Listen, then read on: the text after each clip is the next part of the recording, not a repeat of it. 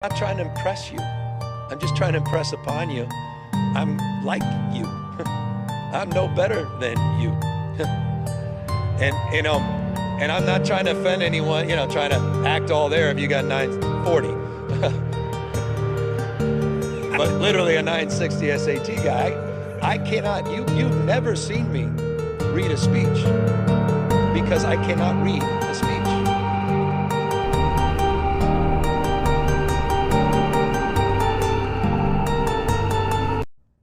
I would never understand the level of black people that's allowing Gavin Newsom to dumb himself down to try to say he like us. He is literally trying to dumb himself down to be relatable to black people. Are y'all serious right now?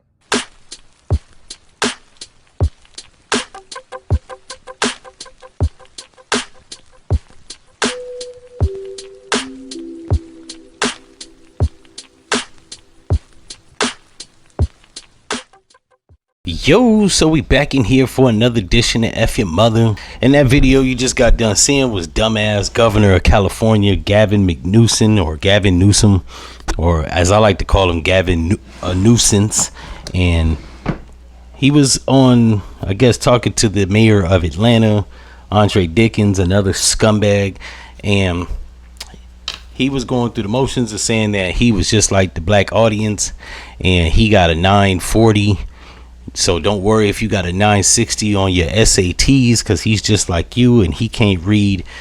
What the fuck did he say? He couldn't read speeches. But here in this, I seen this a little later, so I had to redo the video and I'll play it. But he says that he read a 260 page book in 2 hours. I love a book, and I don't say that lightly. I went through it in a quick hour and a half, almost 2 hours. So what the fuck is it, Gavin Newsom? Like, trying to relate to black voter base. And I don't even know if they call that pandering. That's more like, yeah,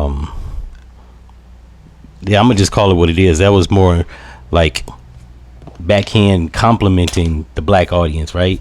But once again, just like Charlie Kirk, that's they're more comfortable with patronizing college students because they're inexperienced, unknowledgeable. And let's just keep it a buck, man. Most college students, right, they're 18, 19, 20. When encountering somebody like Gavin Newsom that's like in their 50s, right, there is an IQ, unproportionate IQ going on, right? Not to say that he's smarter, but more clever, more manipulative, more maniacal, right? So he could say slick ass shit like that and it'll go over their heads because, well, one, they aren't that intelligent, at least compared to him. Two, they're naive, they're impressionable, like they're working with a bunch of disadvantages because of youth that he isn't. So he can say slick ass shit and it'll go over their heads. But people online, and that's why I'm glad there's online, because people online wasn't having that shit. They was like, hold up, bro, what the fuck you talking about? Like, you just like them. Fuck you trying to say? They dumb? Which is exactly what he was trying to say, but in a roundabout way. And this is why I don't fuck with Democrats. Like, not because like I'm far right or no shit like that, but because they try to patronize you and they don't realize that them patronizing you is actually them insulting you. Now, whether they know that they're doing it or they do it and they hope nobody notices it, all the way around, it's all bad. It's almost as bad as this lady right here talking about how kids in the Bronx don't know what the fuck a computer is. Young black kids growing up in the Bronx who don't even know what the word computer is. They don't know. They don't know these things. Right? More pandering. And we caught that shit too. And that got called out. But with Gavin Newsom, it was just like, bro, if you plan on being or running for president in 2028, like, I don't know like what playbook they're reading out of. And as we see with the As we see with the current administration, with all these PDF files and exposure of elite people doing lascivious and salacious shit with underage minors, everybody's under the impression now that there isn't a right and a left. It's two parties being controlled by a shadow character. That's what I'm gonna call it, a shadow character. Somebody is pulling the strings behind the scenes, and these people aren't actually in power. There's an illusion of power, an illusion of multiple parties. One is ran by somebody like some scumbag like Jeffrey Epstein.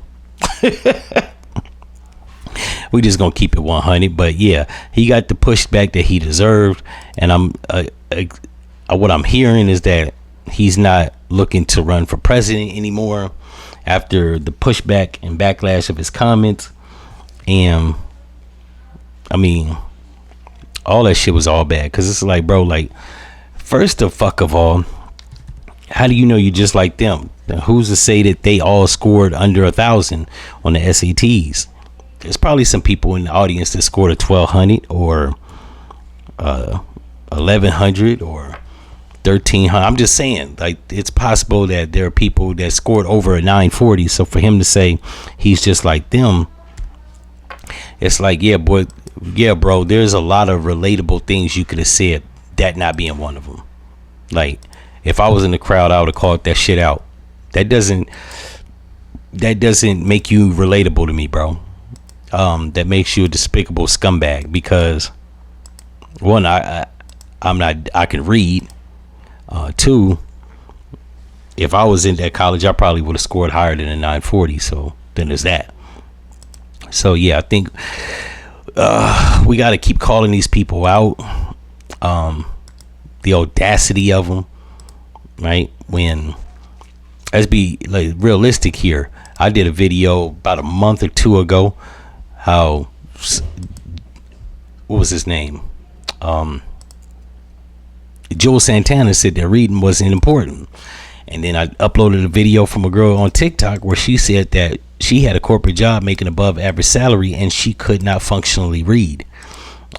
Anything bigger than 5-letter words she would stumble with, right? So it's not a black thing, it's not a white thing, it's the people in general, and not even people that's just in college. The motherfuckers that got corporate jobs that can't functionally read. So we can stop putting that on, put like all the most degraded or despicable or low qualities people like to attribute to black people, which is paradoxical, because ironically it's people that aren't black that are the most inefficient or incompetent, as we see with the pilot that crashed that plane into a helicopter, or the helicopter into a plane up there in DC. That wasn't a DEI hire, that was a YT hire. And I'm not like trying to put this on one segment of people. Like I've stated in countless videos, I have nothing against white people. I have a problem with white people that are racist, or white people that have this superiority complex against people of color, as if they're like a savior or they're more intelligent, and that the brown and black people of the world are just so incompetent that they need assistance by white daddy. Yeah, I just call that shit out, because it's getting redundant, and people in America, whether white, black, Hispanic, Asian, whatever the fuck, African, need to be seen as like what they really are, not how people would like to perceive them, or even how they would like to perceive themselves. Like, I'm not saying like white people are dumb. What I am saying is that stop perpetrating a fraud, trying to pretend like you're more qualified or smarter than everybody in the room, right? That shit gets annoying. And on top of all that, it's like don't demonize one group just to make yourself look good. I don't believe that a person needs to actually put down another group of people to make themselves seem better, more superior, yada yada yada, right? I thought we were going under this meritocracy. Well, if we go on a meritocracy, then we need to start acting like our strengths are our strengths and our weakness are our weakness, not how weaknesses are just delegated to one group of people. And on top of all that, stop trying to use that as a likability factor in politics, right? Now, we know that they're politicking, but the pandering and trying to be relatable to people at the expense of the people themselves, that shit gotta stop, bro. And he's too fucking old to not know that. Like, you know what you're doing, and at this point it just comes across as like, now you're trying to be offensive, or at the very least you think you that smart and we that dumb. Like my dad used to say, you ain't that smart and I ain't that damn dumb. In any event, if y'all like this episode, like, comment, and subscribe. And I'm out.